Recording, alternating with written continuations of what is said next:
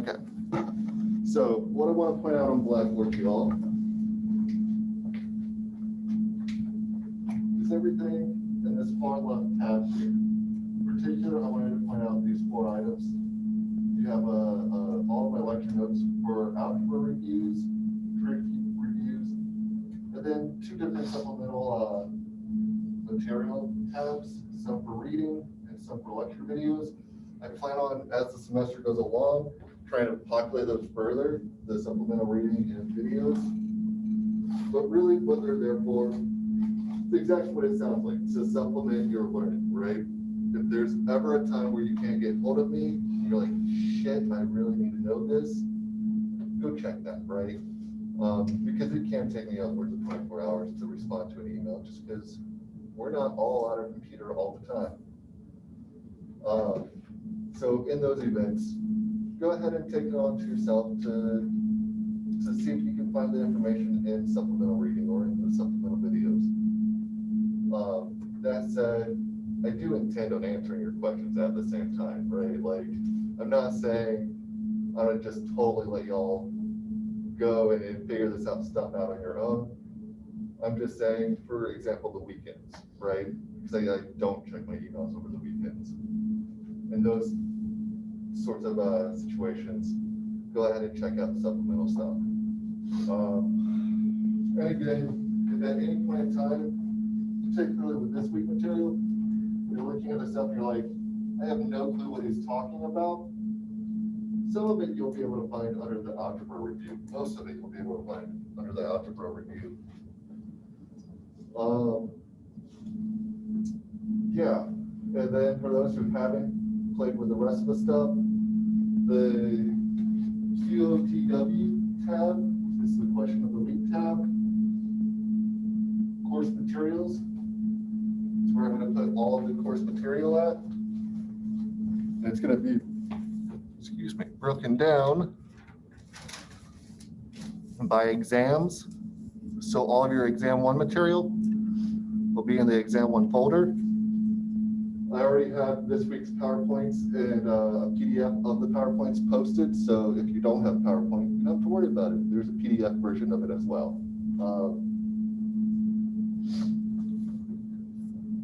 And other than that, some other important things to note on in Blackboard. For those who are curious, you have my teaching philosophy. You have the campus resources, some notes on just general jargon and vocab and notation in mathematics, as well as the syllabus there.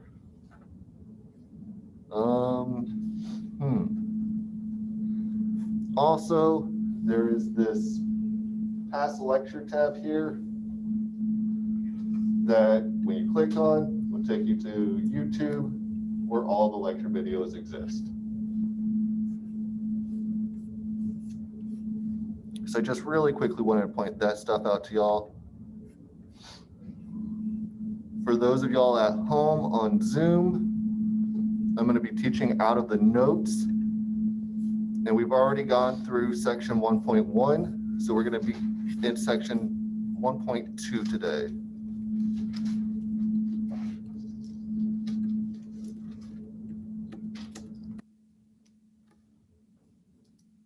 Having said that, I'm going to stop the screen share.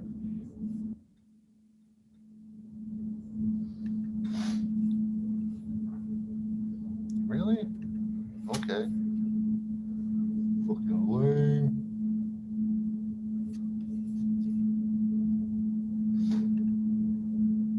I'm gonna do like that. Actually, no. I'm gonna download this. Bear with me for just another couple seconds, everyone. I'm sorry about this.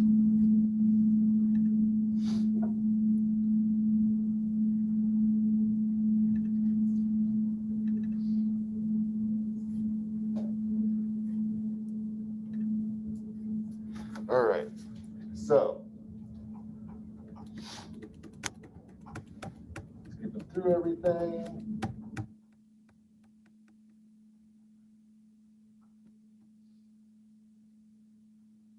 All right, so to start off with, we want to start talking about how we're going to sketch the graphs of different equations. For example, this equation right here.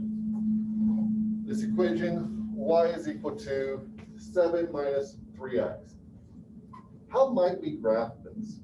Based on everything we learned in the last class about just the Cartesian plane, what are we going to do that will allow us to graph this? Any thoughts?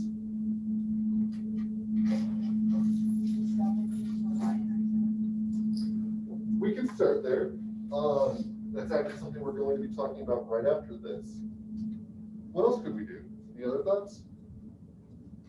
Yes, sir. You can do rise over 1 with the -3. We're also going to be talking about that today. So yes, no, absolutely. However, to get us going, one thing we can always do, like y'all said, we could definitely look at rise over run in all of our intercepts. I'm actually kind of happy that y'all are already talking about this because it means I can skip on it a little bit, right? No, instead what I was looking for is we can start off with just a table of values, right? We can say we are only going to concern ourselves with maybe x equal to 1, x equal to 0, x equal to 2, x equal to 3, and a couple other points. And make a table of our x values and our y values. Make sense what I mean?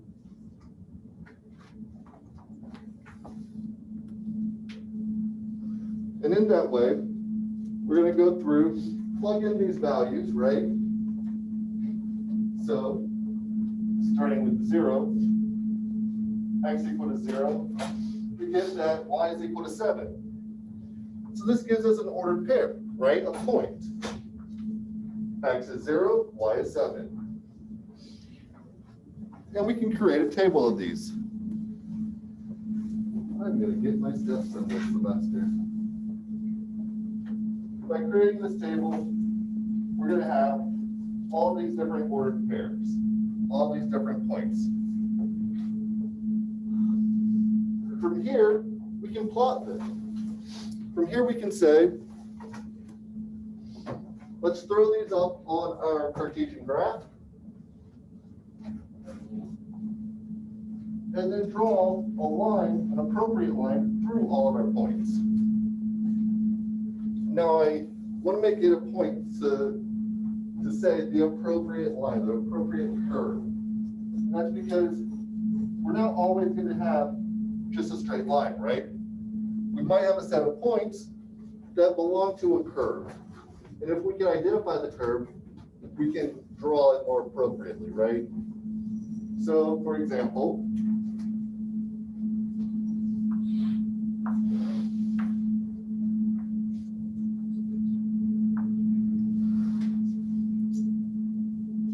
imagine that maybe we're given points that look something like this.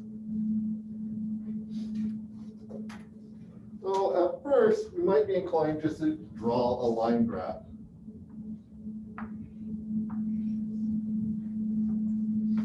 But if we know something about curves, we might be able to identify that what this actually is what's called a parabola. So the curve that goes through these points should actually look something more curvy, like that. So this is the reason why I want to point out the wording here, that it's the appropriate curve. Because it's not always appropriate to connect our points with just a straight line, right?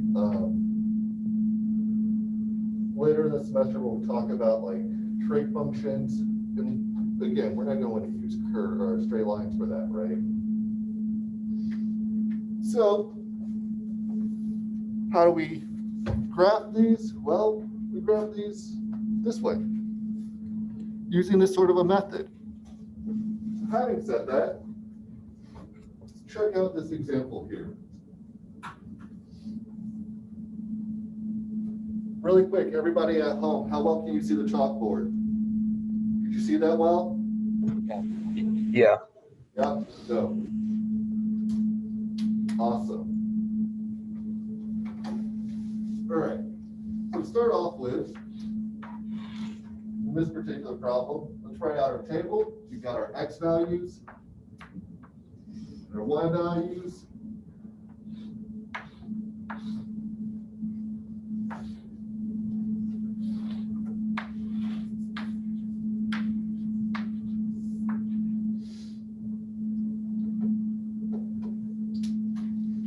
what do we want our x values to be?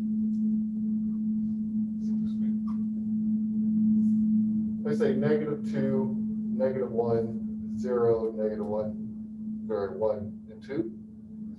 Everybody with me on this? So we've got our -2, -1, 0, 1, and 2. When we throw in -2, we're going to square it, right? So that's going to give us 4. Subtract 2. We're going to get 2 back, right? -1 squared is just 1, minus 2 is going to give us -1 back, right?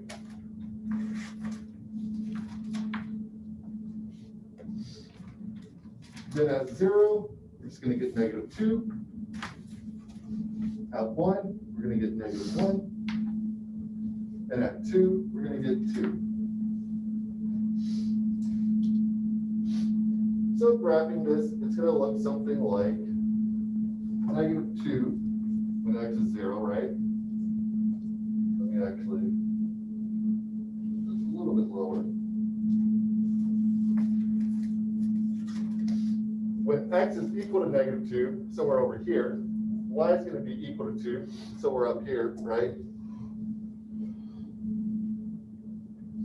When x is equal to -1, y is equal to -1. So let's say that's about here-ish. Already wrote in the 0. When x is equal to 1, y is equal to -1, somewhere about here-ish. And then 2 and 2. Notice this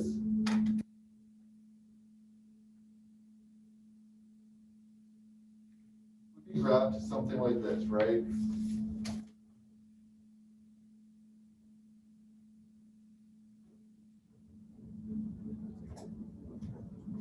Yep.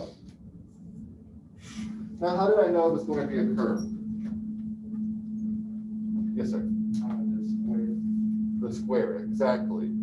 Anytime we see x raised to some square, right? X squared.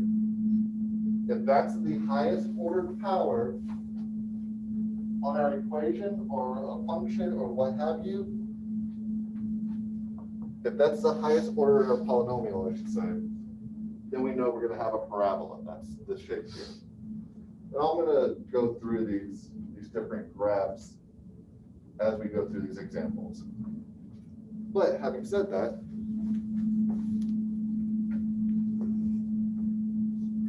they do something similar. They go out to 3 though.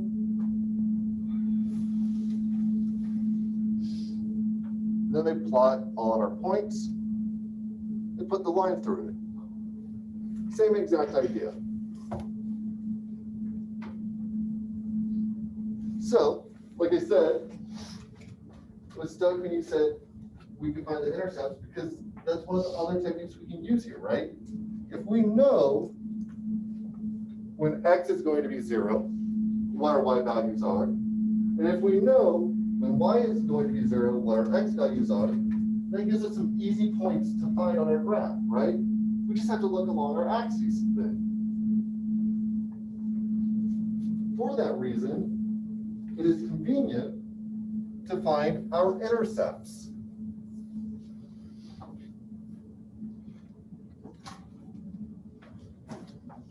Because we can really easily say,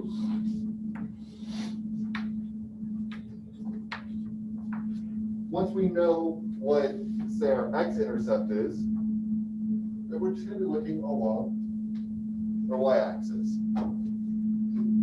And when we know our y-intercept, so we're going to be looking, my mistake, I said that backwards. Y-intercept is along our y-axis, x-intercept is along our x-axis. So x-intercept, our y value is equal to 0. Y-intercept, our x value is equal to 0. So it makes it a convenient starting point. And as an example of different types of intercepts,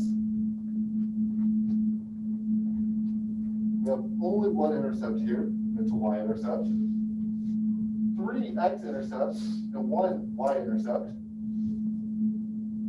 2y, 1x, and then no intercepts. There's all different sorts of arrangements of intercepts that we might expect, right?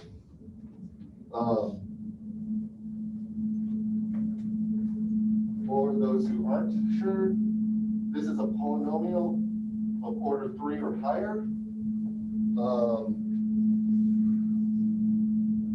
The graph on the right here is a hyperbolic function.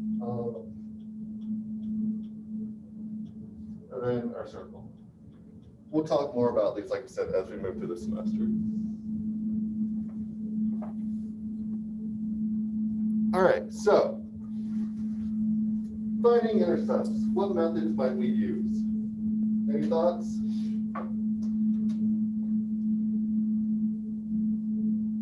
How about y'all at home? Any thoughts on how we might solve these problems, these y-intercepts? I guess y'all can't see the slides, can you?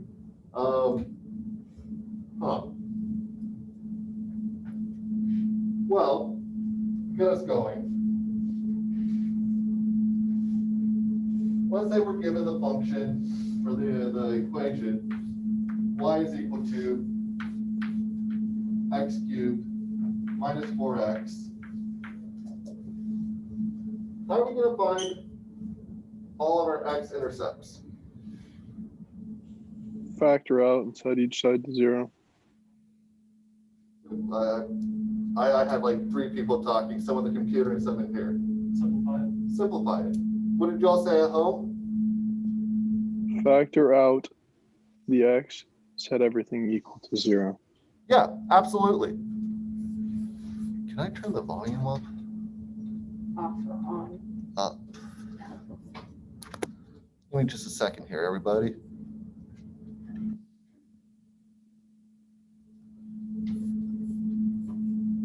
Should be your computer volume. See what?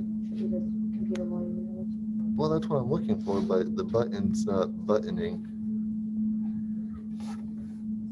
You can obviously tell why I'm a math student and not English, right? The button isn't buttoning.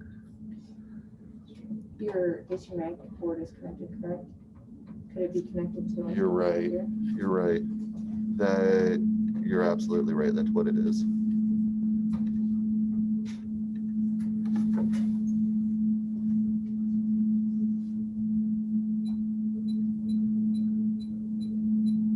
Can somebody at home talk really quick? Yes. Hey, what's up? Coming out of the computer, isn't it?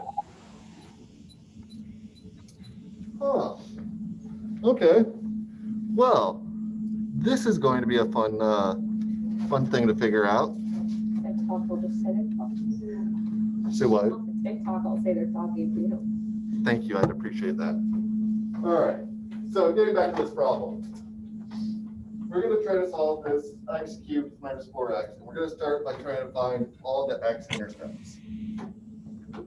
So I heard somebody say factor or to simplify. Yeah, absolutely. That's one of the very first things we're going to want to do is to factor this out. So to factor this out, you might notice that, hey, there's an x in both terms here. So we can pull out an x, right? Let's do that. I have x times the quantity x squared minus 4. And for those who remember algebra, this is a pretty common form that we come across. This is the form x squared minus b squared, which is going to be equal to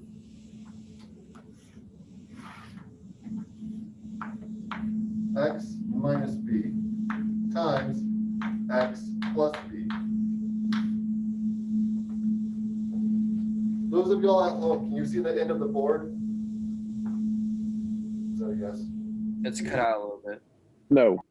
They say No? Okay.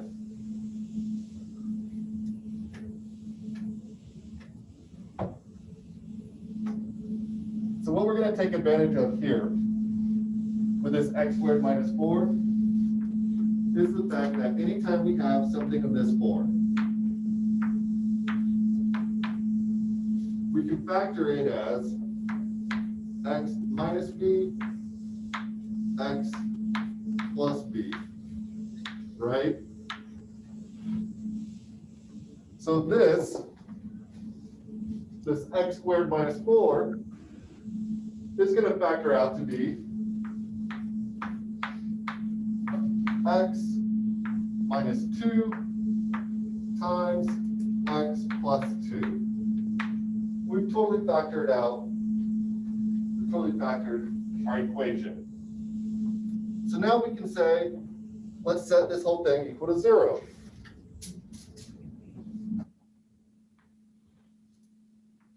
Zero is equal to x times x minus 2 times x plus 2. Well, if this whole thing is going to be 0, then that means we're going to have one of 3 different cases occur. So this arrow here just means implies. What this implies is that x is equal to 0, or x minus 2 is equal to 0, or x plus 2 is equal to 0. Everybody with me on this? So from all of this, we find a few different things, right? Well, if x is equal to 0, that gives us the ordered pair 0, 0. If x minus 2 is equal to 0, well, that gives us the ordered pair 2, 0. And if x plus 2 is equal to 0, that gives us the ordered pair negative 2, 0.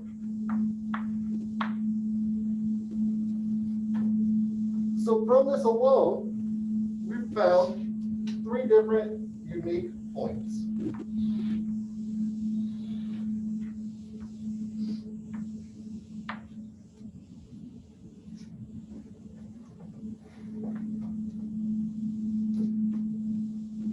We found all of our x-intercepts. I think I said y-intercepts earlier, didn't I? What do you call them, x-intercepts? We found all of our intercepts when y is equal to 0. So y is equal to 0 when x is equal to 0. Y is equal to 0 when x is equal to negative 2. And then, of course, 2. Okay.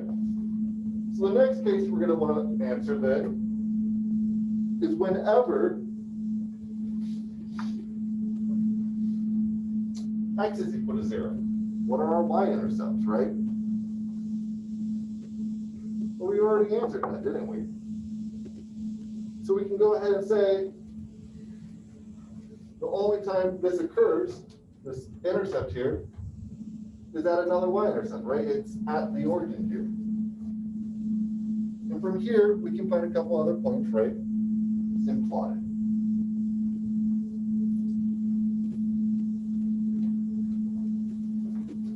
So skipping to the story, finding all of those intercepts. We start off with all of our x-intercepts. Doing the exact same idea, right? Factor it out. Set y equal to 0, and then just start solving. That gives you your x-intercepts. Then set x equal to 0. You can go your y-intercepts. Well, we already found that y-intercept in this case. Everybody cool with this? Yep.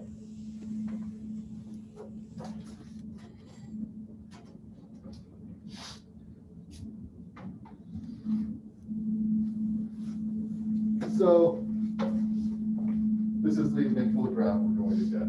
For those of y'all at home who can't see this graph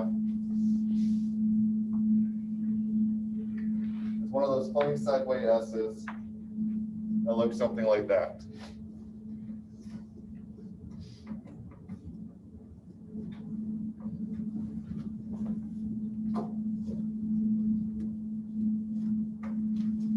So I'm skipping over that second part and just going straight to the anatomy of a circle. The basics of a circle. We have a center, right? The center is going to be at the point HK. And it's going to have some radius. We're going to call it R. Why R? Because mathematicians don't have an imagination when it comes to naming things.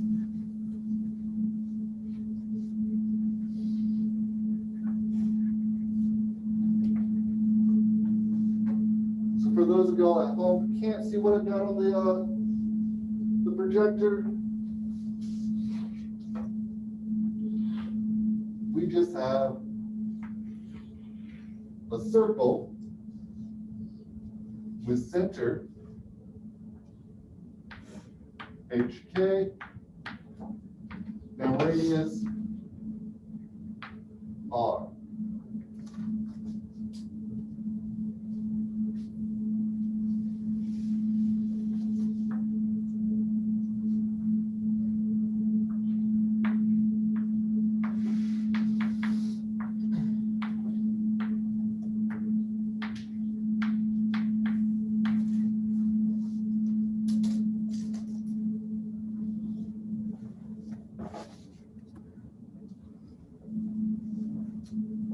From here, knowing this anatomy, there's a few things that we should know. Particularly, we should probably know the standard form of the equation of a circle.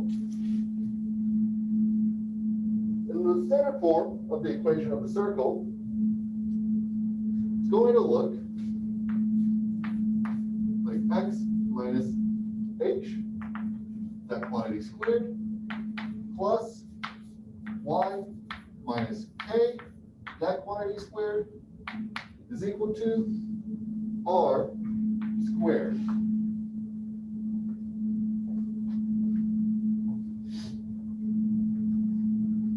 So notice this h and this k are going to show up immediately in the standard form, as will the radius. So just by knowing the standard form of a circle, and just by knowing the anatomy of the circle, we automatically know what the graph's going to look like, and vice versa.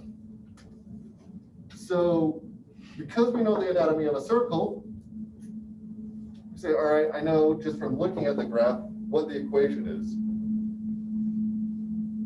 And because we know the standard form for the equation of a circle, we can say, all right, just from looking at the equation, I automatically know what the graph's going to look like.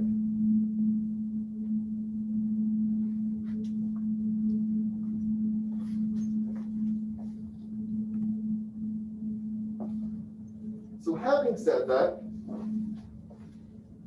let's imagine we've got this scenario here. We've got this point that lies on the circle, right? It's going to be 3, 4. And we've got this other point that represents the center of the circle, -1, 2. So let's sketch this out a little bit. What we've got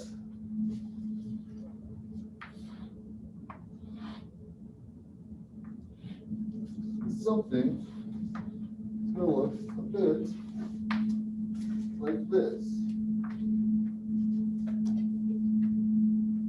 The center of the circle is at -1, 2, -1, up 2. Let's say that up here. And the point 3 up to 4, let's say it's about here, right? That lies on it. So our circle is going to go to the top of the board.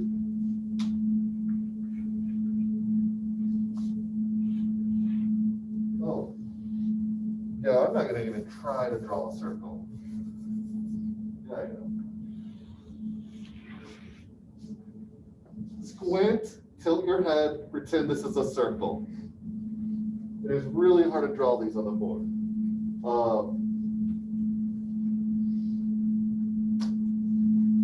Yeah. So what we've got is these 2 points that we know tell us something about the circle. Since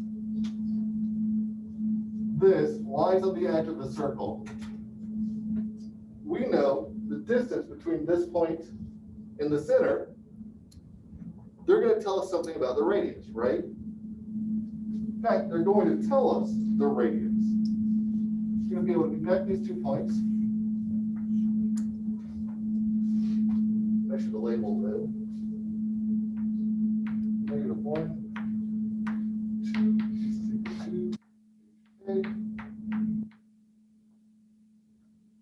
This point says it's 3, 4. So the distance between these, we know, will be the radius. Why do I point that out? Why would that be significant here? Well, if we want to find the standard form of the equation, we're going to need to know the radius, right? And this problem doesn't give us the radius. It only gives us the center. We know HK. Now we need to find R. Well, R, as I've said, is this right here. Well, what's that going to be? It's going to be the distance, right? Like, we're just going to apply the distance formula here. And from last class, we know the distance formula states that R here is going to be equal to the square root of x1, x2. So 3 minus -1, that quantity squared, plus y1, y2, 4 minus 2, that quantity squared. This is going to come out to be 4 squared plus 2 squared, or square root of 20. Everybody agree? Everybody with me on this?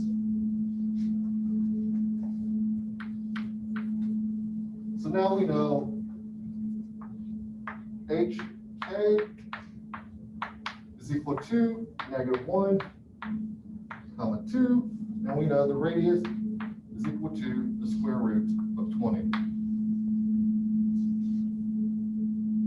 Yes, sir. Do you want us to simplify the graph or no? It depends on context, right? Like right now, I would go ahead and just leave it this way. And I'll explain why in just a second. Actually, I won't explain why in a second. I'll explain why right now.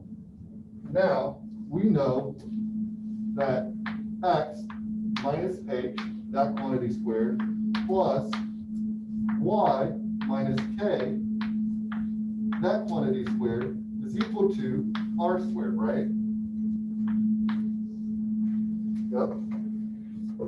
So I wouldn't simplify this just yet, just because we're going to square it in a minute anyhow. That's when I would simplify. It's on the back end of all of this. Does that make sense what I mean? Yep. So now, putting all of this together, we're going to find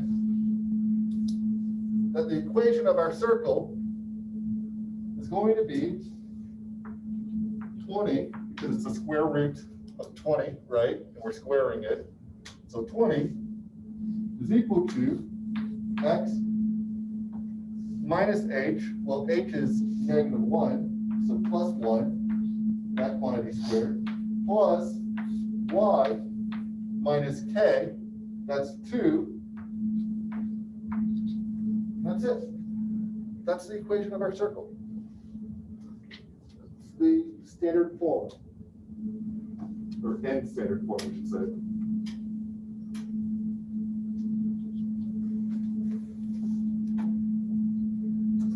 So jumping through, they do the exact same thing, right?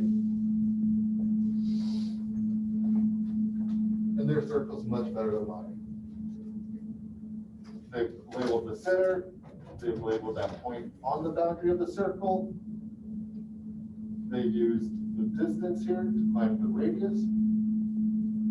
And they plug everything in accordingly.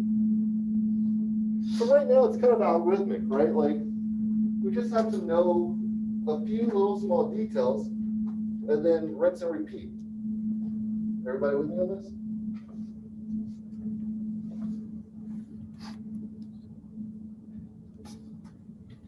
Looking at it, they did the exact same process, the exact same thing. Nothing changed from what I did, what they did, right?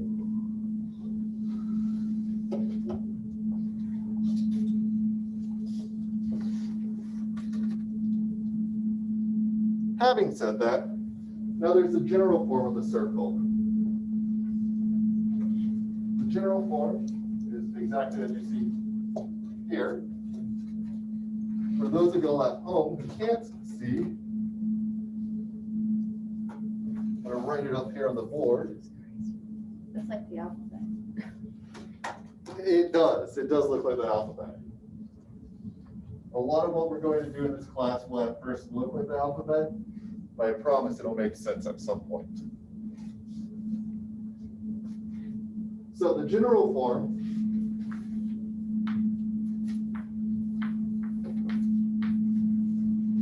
of the equation of a circle is going to be, You can't see on that side of the board. It's gotta be more in the center. you're right. This is going to take some growing pains.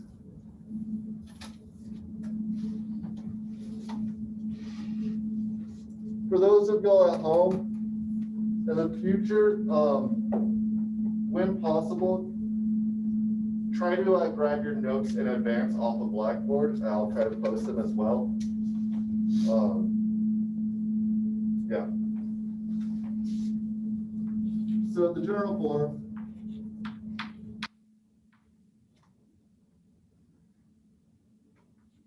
of the equation of a circle is going to be this form here. A x squared plus a y squared plus dx plus dy plus f is equal to 0, and a is assumed not to be equal to 0.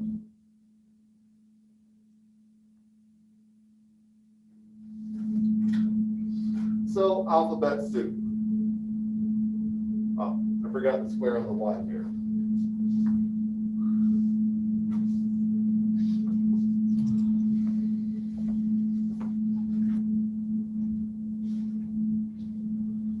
So the general process of moving, the process of moving this general form to the standard form is just called completing the square.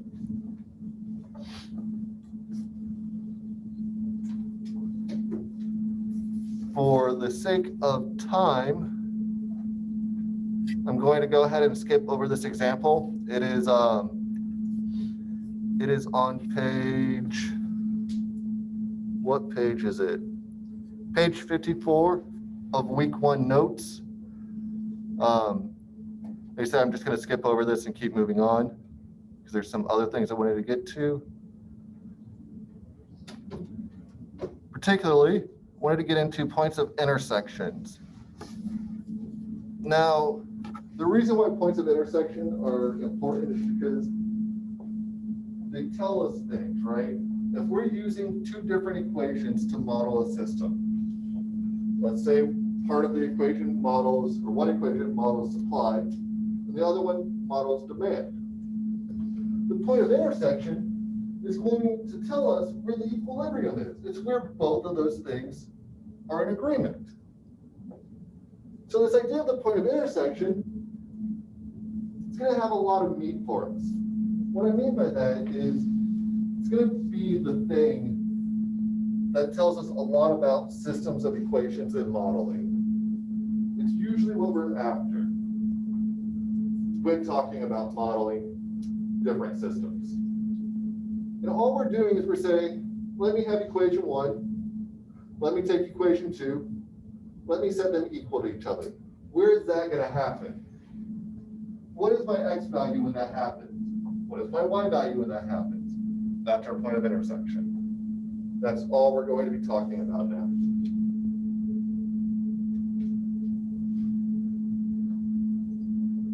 So I'm going to go ahead and jump to the next slide.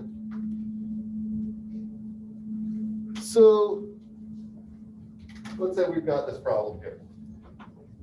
This business manufactures a product at a cost of 65 cents per unit. And they sell the product for $1.20 a unit. It's a nice markup. The company's initial investment to produce the product was $10,000.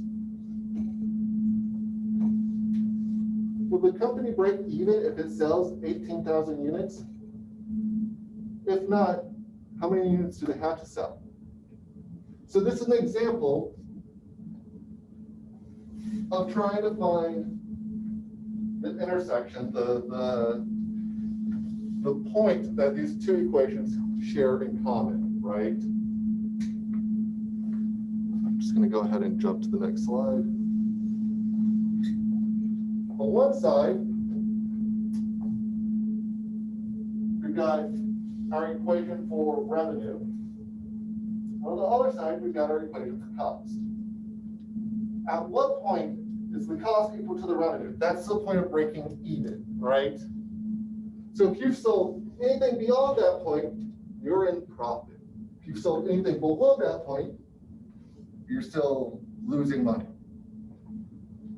Now, obviously, for business, this is a big deal, right? Like, bro, I want to make money. Like, call me Mr. Monopoly. And this idea of intersecting points is one of the big parts of finding out how when this occurs, when profit and when losses occur. So how are we going to solve this? We're going to start by writing out our equations. Our equation for cost and our equation for revenue. And then we're going to say, let's set them equal to each other. From there, I'm just going to massage the algebra until we get that x value out. This x value is going to tell us the number of units we have to sell to break even. And that's all this process really is. It's setting two equations equal to each other, finding your x value, then going back and finding out what the associated y value is. Everybody with me on this?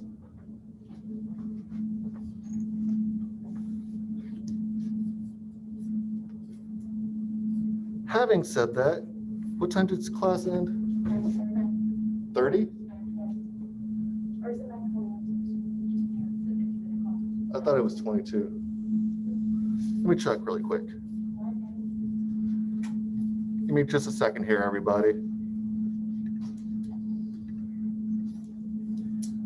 It's from 8:30 to 9:20 a.m. right here. Awesome, dope, all right. So in that case, since we only have 2 minutes left, I'm gonna go ahead and let y'all go.